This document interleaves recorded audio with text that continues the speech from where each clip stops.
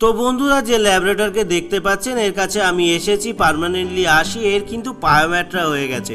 তো পায়োম্যাট্রা কেন হয় সেটাও বলছি, বা পায়োম্যাট্রা হলে কি করতে হবে। আমি ওয়াশ করার জন্য সব জিনিসপত্র নিয়ে চলে এসেছি। পায়োম্যাট্রার যে সিমটম, এটা দেখুন হোয়াইট ডিসচার্জ হতে থাকবে পেছন থেকে। তো সেইটা হচ্ছে মেন সমস্যা। হোয়াইট ডিসচার্জ হলে আপনি ওয়াশ করুন, যাই করুন, এর কিন্তু পার্মানেন্ট সলিউশন নেই। আমি ওয়াশ করছি, কিন্তু আপনাদের বলবো আপনাদের বাড়ির ডগিরও যদি এরকম হোয়াইট সিক্রেশন আসে, অবশ্যই ডাক্তারের কাছে নিয়ে যান, অপারেট করিয়ে নিন, খুব ভালো থাকবে।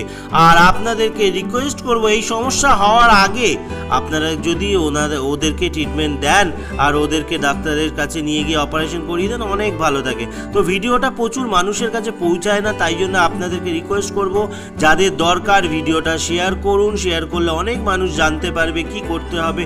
আর সাবস্ক্রাইব করে আশীর্বাদ করুন, নেক কাজের পাশে থাকুন। ধন্যবাদ, সবাই ভালো।